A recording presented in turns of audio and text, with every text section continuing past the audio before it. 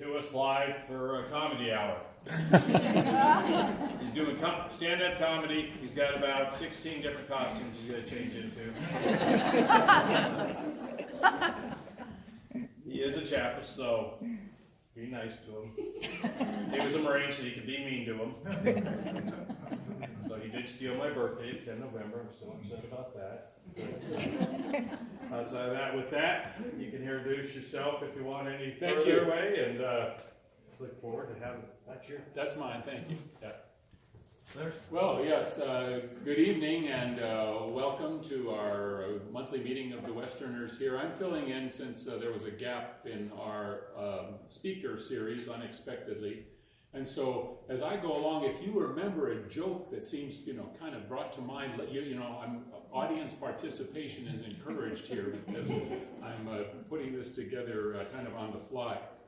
I'm talking about Montana history, and I'm not a Montanan myself. I was born and raised in Los Angeles, in San Pedro, the port. So I grew up riding surfboards rather than horses, and most of my apparel here is put together for this occasion. And if you get something, I think I still kind of smell like Norm's Western wear, with boot leather and huckleberry shapes mixed together there.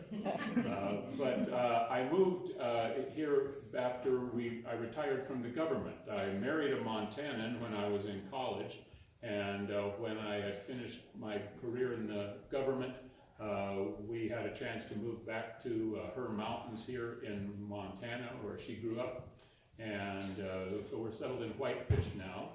And so I am a Montanan by marriage anyway, but I didn't want to pass myself off as an authentic one. But I did work in Washington, D.C. for over 36 years, which is over half my life. For another couple of years, it's over half my life. And so I thought, well, I'm not really a Montanan, but I am a Virginian. And so, me and James Dury, huh? Pretty good. What do you think?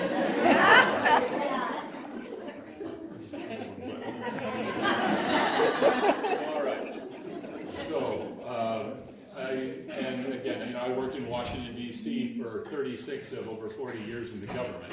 And so we get used there to, making fun of the government ourselves. So I'm happy to take any, if you want to tell me some government jokes and all, I understand that as well.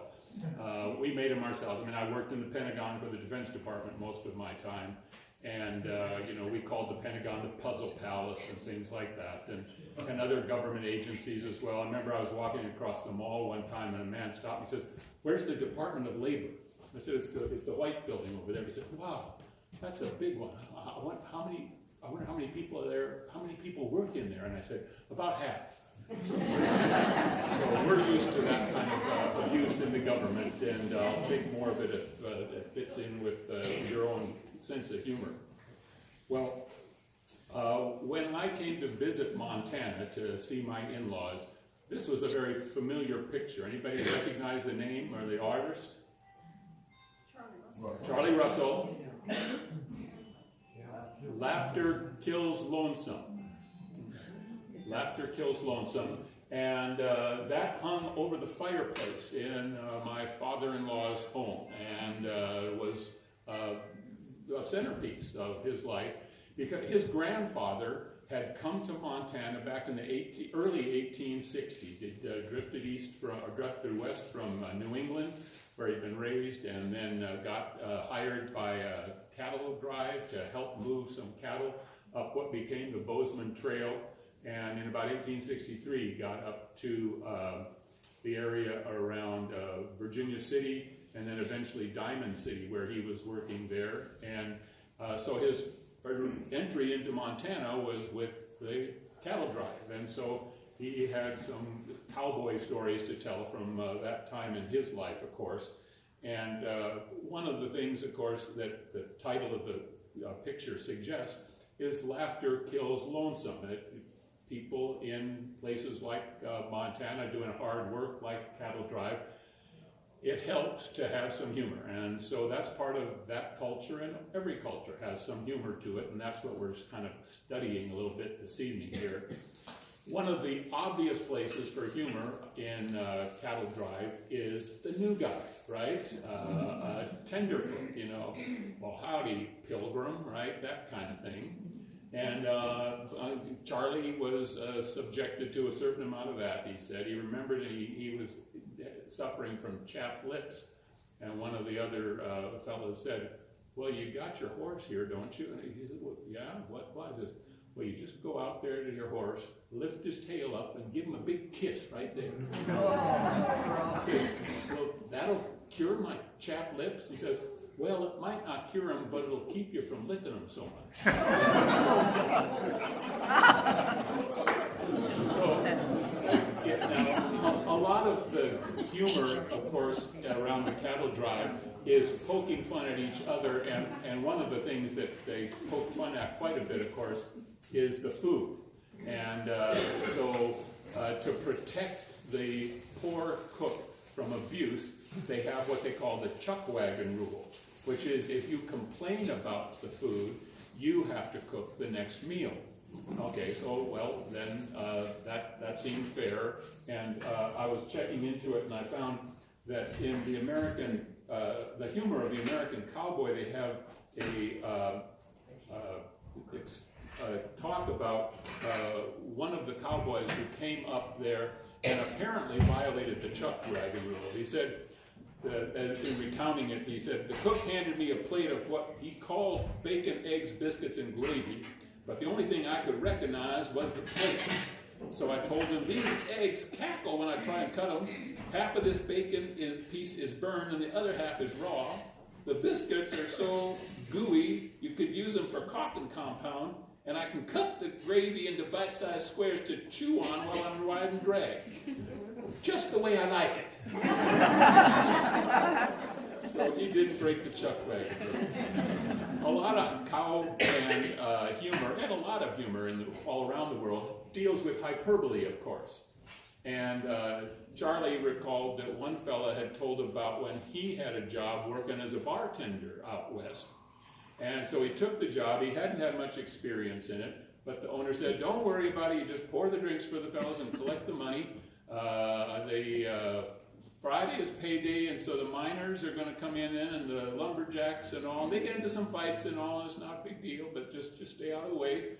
When the cattle drive comes in, the cowhands are going to come in, and they like to shoot the place up. They maybe ride the horses in here. Just stay out of the way. Things will be all right. The only thing you got to think about and worry about and be careful of is if Big Jim comes to town, you clear out. Nobody stays in town when Big Jim comes because he is just hell on wheels. All right, so he started working as a bartender there and dealt with the fights and the shootings and the horses riding in. And then one day, somebody came running down the street, riding into town. He says, Big Jim's coming to town, Big Jim's coming to town.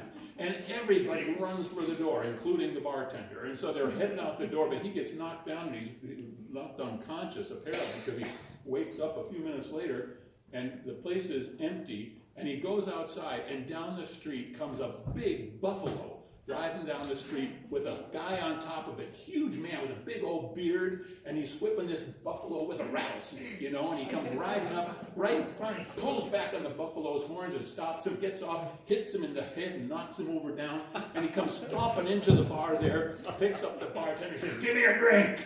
Oh, okay. And he goes over and gets the bottle. He's tried to pour it, and the guy just takes the whole bottle. Oh, give me another. And he says, here. And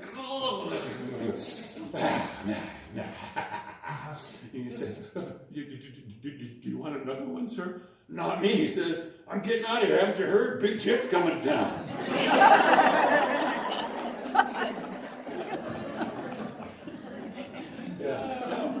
It wouldn't be cowboys, of course, if you didn't have something about Indians as well. And I did find there's an NDN collective, and it's got a website with some jokes. And I thought the one that I liked was about the fella who was on the reservation there, but he was having mental issues that he was concerned about. And so he went to the Indian Health Service, and they sent him to a psychiatrist who wanted him to talk about his mother and remember what he dreamt about last night and all, and that didn't seem to help. But he found one of the kind of the wise women of the tribe, and he went to her instead. And she listened to him, talking about his troubles and everything. What is this? He says, sometimes I feel like a teepee, and sometimes I feel like a wigwam. And she put her hands on his shoulders and said, "Oh, you are too tense."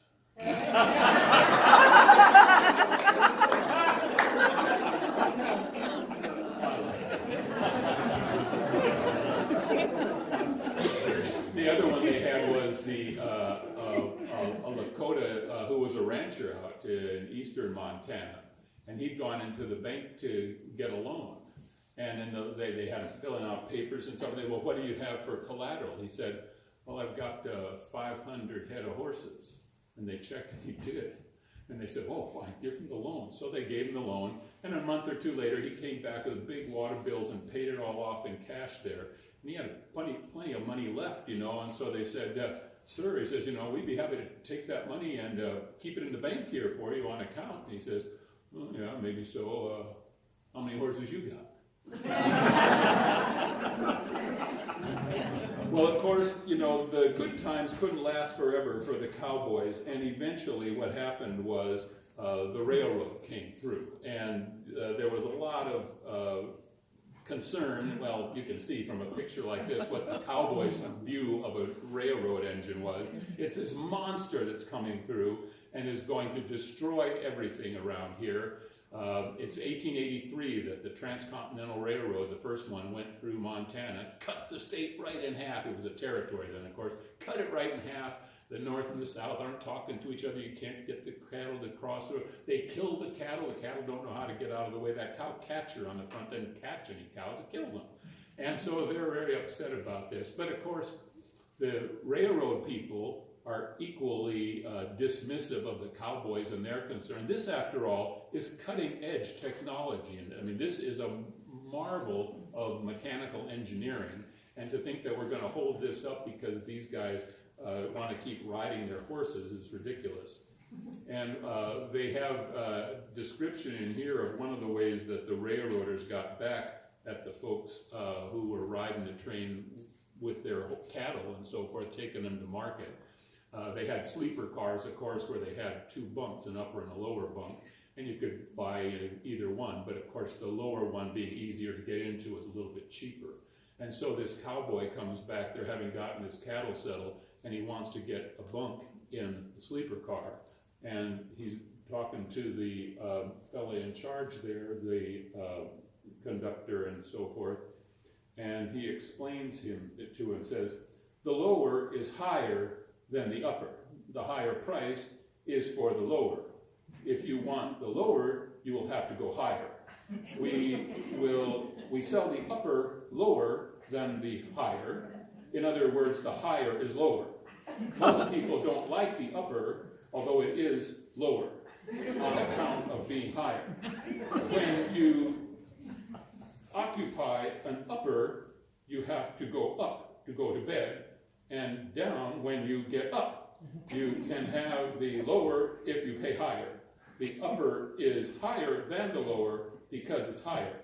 If you're willing to go higher, it will be lower." And the cowboy said, "Never mind, I'm going to go back and sleep with the cattle." The railroad, of course, didn't only bring the railroad itself, it brought other things. One of the big things that the railroad brought out west was industry. Some of you may recognize the yacht club at the north end of Flathead Lake there by Summers, and it's a very idyllic and bucolic looking place today.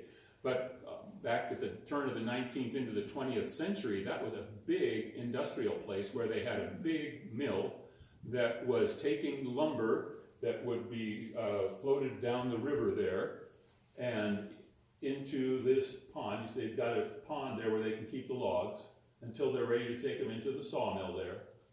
And they would then have to take all this lumber through a lumber mill and turn it, almost all of it, into railroad ties. I mean, that's how big of an operation the railroad was. It had a big mill like this doing nothing but producing more railroad ties for more rail lines.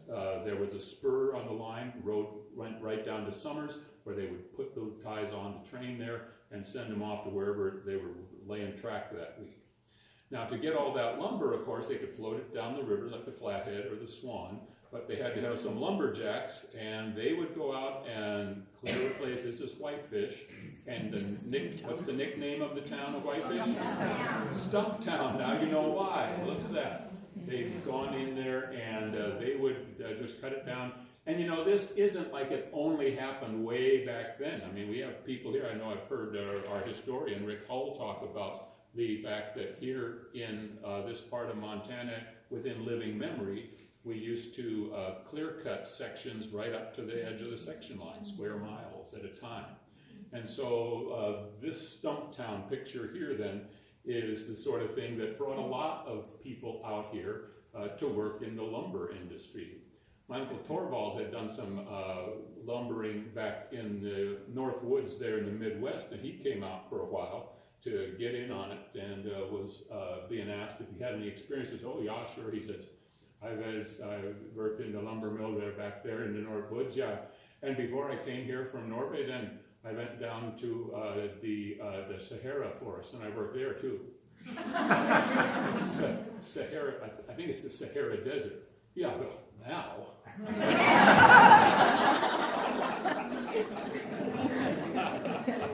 So some of them were out there lumbering. A lot of them, of course, worked in the mill itself and would have, you know, a big operation like this. It looks like this is maybe a Sunday picnic. You got some women in the background, so maybe the guys are bringing them over to their wives and girlfriends to see the place and all that. My Grandpa Tortseth, my grandmother, her vivid memory as a 10-year-old in Stanley, Wisconsin, was the day they brought her dad home from the mill, the men carrying him because he had an arm cut off. And he worked the rest of his life there at the mill. He had a job as like, I think, a night watchman or something. They kept him employed. That was the only, you know, compensation in those days. But you can imagine, you have a big saw like that, and you know, you don't have OSHA on the spot to keep you honest. There's going to be some folks getting injured and so forth. And also a lot of other things may be going on. I remember my Uncle Torvald said he was working in the mill here, and he had a guy next to him there. Swede Swenson. Yeah, Swede. He wasn't the sharpest knife in the drawer. But anyway, Swede was there, and they were working in the mill, and the Swede said, you know, the foreman on Wednesdays, he always leaves at 3 o'clock. He goes home early on Wednesdays. Yeah, well, he's the foreman, says Uncle Torvald. I guess he can do what he wants. Yeah, well, next Wednesday, I'm going to go home early. He said, well, I don't think that's a good idea, you know, but if they find out, yeah, who's going to catch me? The foreman's gone. So the next Wednesday, sure enough, the foreman left, and 15 minutes or half an hour later, Swede walks out. He's walking home pretty happy about himself, getting some time off like this. And he comes around the corner, and up ahead is his house, and just as he comes around the corner, he sees the foreman coming out the front door there, and he gives Swede's wife a kiss on the lips and a slap on the rump, and then goes walking off down the street. And Swede's hiding under a bush and sees all this, and he jumps up and goes running back to the mill and gets in behind there next to Uncle Torvald and says, oh, you were right, I almost got caught.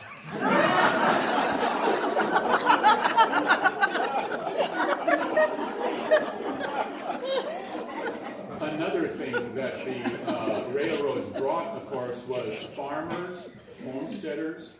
All right, here you've got a Saudi out there in eastern Montana. My mother-in-law was born in eastern Montana to a pair of homesteaders who immigrated here from the Ukraine. You know, Volga Deutsch, you know, Germans of German descent living in Russia. And here you can see two such folks there in eastern Montana. Very different, of course, than it is around here. What do they say about eastern Montana? You can look farther and see less than anywhere else on Earth. I've been told, at least, that in eastern Montana, you can stand there and you can see 50 miles away, and 75 if you're standing on a tuna can, right? You can watch your dog run away for 2 days. Watch your dog run away for 2 days. Well, thank you. Appreciate that. Yeah. Well, what was it? I guess it was the Texan who'd come up and was bragging about, well, you think this is a big ranch, down in Texas, I can get in my truck and drive for 8 hours and I'm still on my ranch. And my uncle Dorval says, yeah, I had a truck like that once too.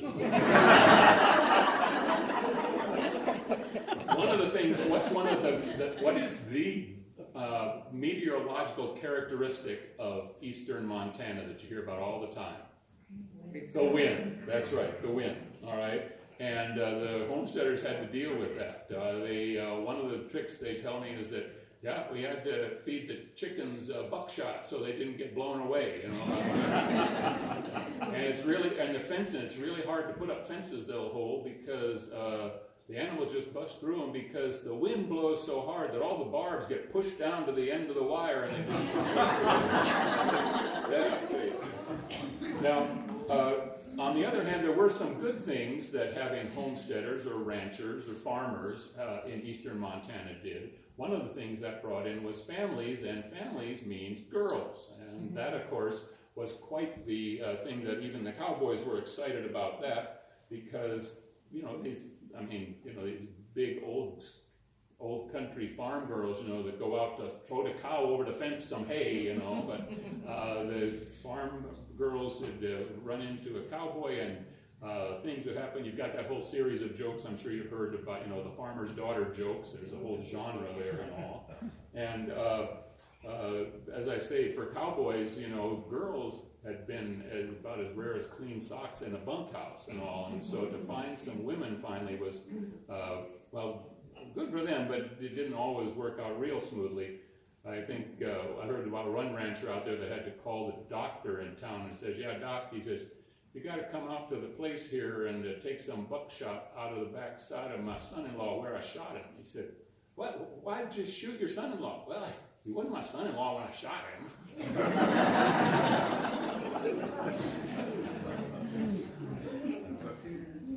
There was, the other thing, of course, is not just the ranching, because ranching shifted with some of these areas from beef to sheep. And of course, again, cowboys, sheep herders, they're anathema to a real cowboy, sort of.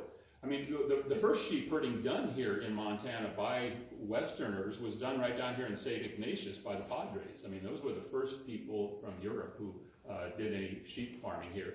The Native Americans they didn't domesticate sheep, but they were very skilled at learning how to funnel them into traps for hunting and things like that. So sheep had been have not been domesticated, but had been used as a prey animal for centuries and millennia.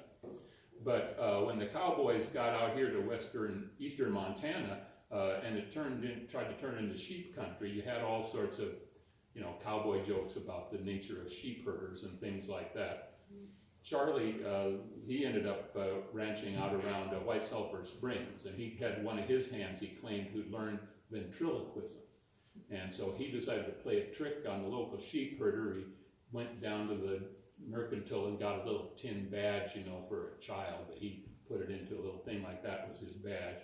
And then went out to whatever the sheep herders were, and he says that I'm from the Animal Welfare Agency. I've been here to check on your animals, make sure they're being taken care of properly. I'm from the Animal Welfare Agency. And so, well, what are you going to do? He says, we'll just ask them a few questions and all, and I'll be on my way. He said, we'll just ask you, here's your dog here. Well, hey there, Rover, how you doing? How have you been treated? And then he does his ventriloquism, He said, I've been working, but I'm a sheepdog, so I'm used to working. I've got a dry place at night and everything, so I've got no complaints. All right, well, that's something. What was that? I had that dog. He's never spoke a word. And he said, well, we're from the Animal Welfare Agency. They'll talk to us. I've never heard of such a thing. He says, well, how about your horse here? Well, hello there, old Paint. Is the sheep herder taking good care of you? Oh, yeah, he says, I ride and everything, but he always never puts me away wet and rubs me down, so I got no complaints. I had that horse for 12 years. He never spoke a word. I don't understand it. I don't believe a bit. Well, things seem to be fine here. I don't think. Well, let me just talk to a couple of your sheep, and then I'll be on my. Well, now, just a minute. He says, them sheep is notorious liars.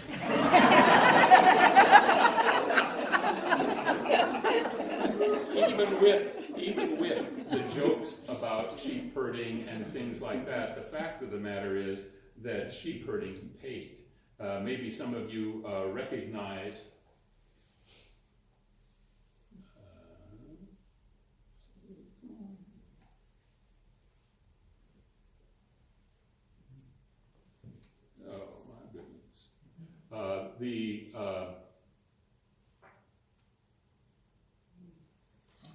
There we go. there we go, thank you. Yeah, maybe the castle in White Sulphur Springs, and some of these stately homes in the silk stocking district of Lewistown. Those were built with wool, not beef.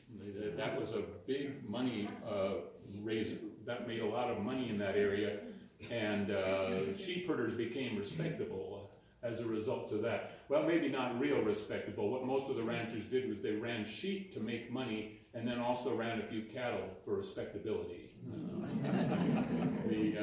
But the sheep herders, they were very, well, they had, we talked about their dog and everything in a joking manner, but they really did have some very well-trained dogs. I think maybe you've heard about one of the sheep herders. He sent his dog out. He said to Bucky, "Gather." And the dog just takes off like a shot, goes and makes a big arc, gets behind, drives all the sheep in, gets them all into the pen, and says, "Good boy, Bucky, did you get them all?" And Bucky says, "Yeah, 100 sheep." And he says, "That's not right, I only got 98 sheep." "Yeah, well, I rounded them up."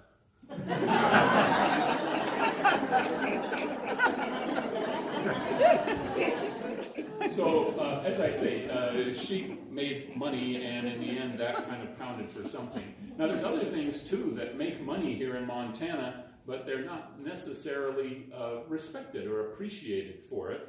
One of those you might consider is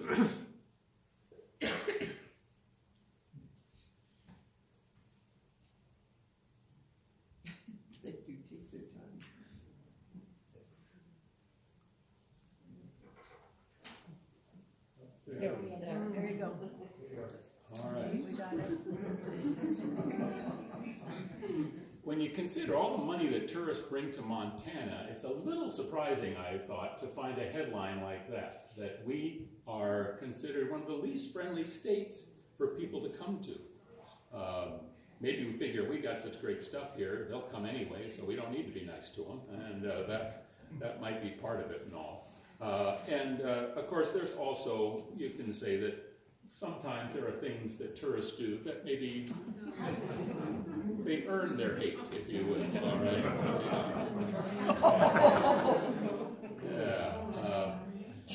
That's right. Who wouldn't love all these people? In researching for this, I discovered there's a new compound word, a Turon. It's a tourist moron. Okay, so maybe you've got some Turons here and all. And again, it's tourists in some ways, because they're from out of town, they're kind of fair game and are likely to be not understand local things, but some things you think they'd be kind of smart about. A friend of ours has an Airbnb, and he was helping them his next tenant move in. He was carrying in supplies, and the guy had a couple of big cases of water, in little individual plastic bottles of water. And he looked at him and he said, "Sir, if you're paying $3 a bottle for smart water, it's not working." And of course, sometimes the tourists themselves are just rude and, again, makes them hard to love. I was in line behind, checking in at the counter down at Kalispell to fly out, and there was a guy in front of me who was apparently going home because he was mad about everything. "I've been here all week and I haven't got in, and now I can't get in. You haven't got in. Why can't I get an upgrade? And I should be able to get in. How come this is taking so long? I had this all right." And he's just giving her a hard time. And the poor woman behind the counter was just constantly very kind and gentle and responding to him appropriately. And he goes storming off to his gate finally, and I said, "How did you put up with that? He was so mean and rude to you." She says, "Well," she said, "I knew 3 things he didn't." "Oh, what were that?" "Well, in half an hour, I'm going to be at home. He's going to be on his way back to Oakland, and his suitcase is going to be on the way to Osaka."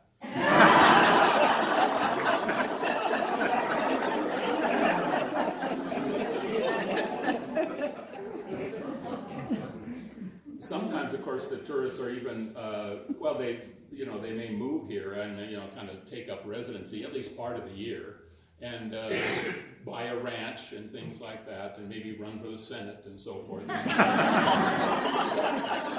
then, no sooner do they get here and that they think that they know, they can help you now because they're going to dispense their wisdom. One of the men I work with has some cattle, and he'd been having trouble because his bull wasn't providing service. And he mentioned this to the new neighbor, and the neighbor said, "Well, I went to the veterinary there, and she gave me a pill for my bull, and he provided service real regular right after that." "Well, great. What's the name of it? How do I get it?" He said, "Oh, I don't remember the name, but it's round, and kind of big, like that, and it's green colored, and it's got kind of a pepperminty taste," he says.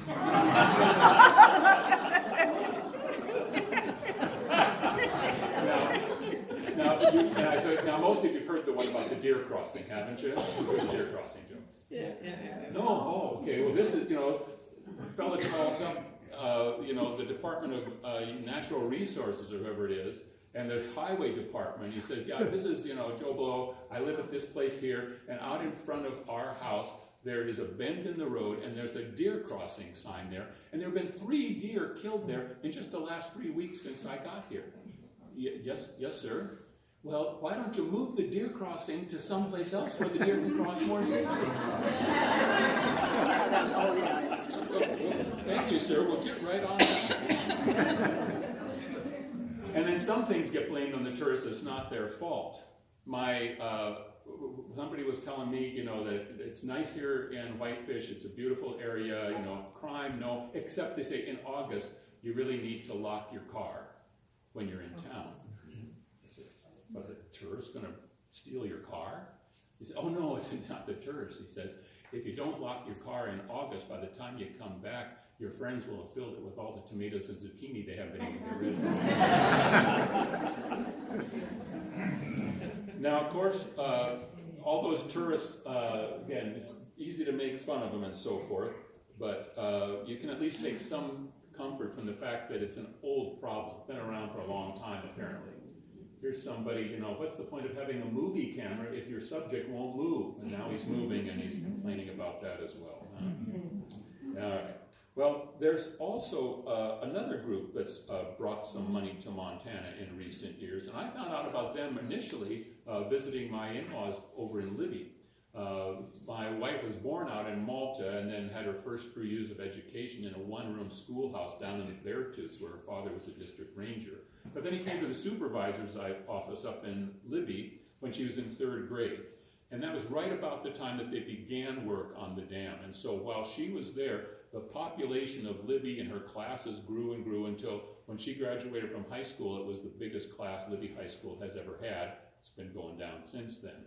And so that brought a lot of money in, government projects. That makes sense that it would. But then the mine closed and the mill shut down most of the way. And those are 2 big blue-collar payrolls there with good jobs that went away in Libby. Then for a while they had new government spending from the EPA that was there taking care of the vermiculite. But when that went away, there really weren't many new sources of income coming into town, with one exception, and that was retirees. Okay, that there was a lot of, well, there you had excess housing because people had moved out of town, and so property was cheap, and you had a lot of retirees moving into Libby and building homes or buying the homes that were there, and they had a wonderful impact on the economy. And since then, of course, you've seen that all over the state as people have moved here. Some of them, of course, weren't completely retired. They would have been telecommuting back, with fax machines. Can you imagine trying to do that sort of thing nowadays with something as primitive as a fax machine? But back then, that seemed to be really wow, that he's a scriptwriter and he just faxes things. And so they would move up here, and again, sometimes there were, some difficulties. They didn't always come with a great big, bag of money to buy things. I know there was one case I heard about where they found a place that they wanted to buy here, but hadn't sold the place back home yet. And so they called up their kids to see if they could get a quick, bridge loan until they sold the house back home.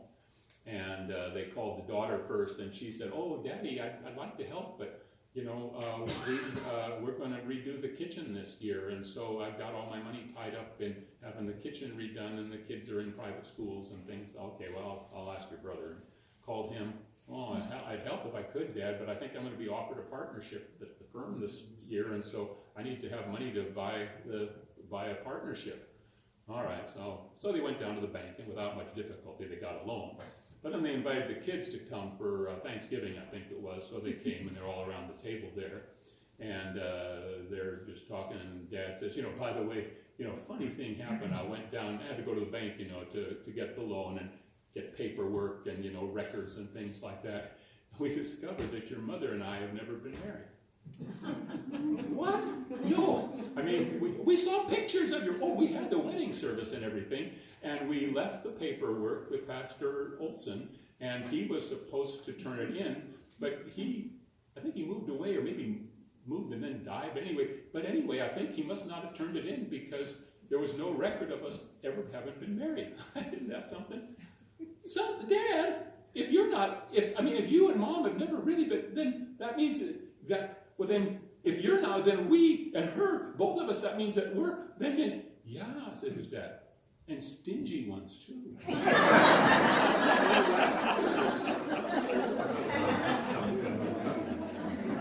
Of course, some of the retirees are a little further along in their golden years and all, and in some ways they're nice because, they don't want to cook anymore. They're going out to dinner. But I heard about one conversation as the two couples are going out to dinner. The men are up front trying to decide where they're going to go, And so the first guy said, "Well, so where do you want to go for dinner?" And I said, we went to a real good place. What's that flower? The carnation? No, the other, the tulip. No, the ones with the thorns. The rose, yeah, the rose. Hey, Rose, what was the name of that restaurant?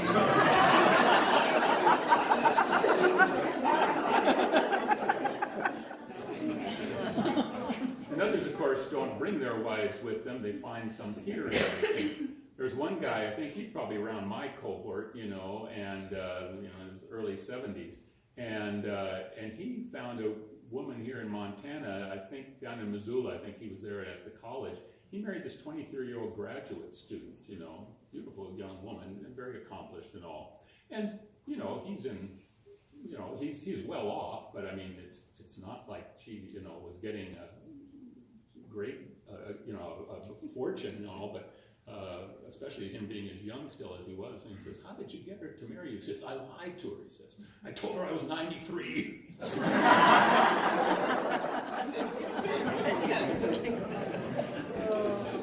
Well, those are some of the people that make up Montanans, and if there's in my mind there was kind of one incident, and Dave Barry wrote, didn't he? Maybe you've read some of his articles about the reasonable speed limits that they had in Montana, where there's no speed limit per se, just whatever was reasonable.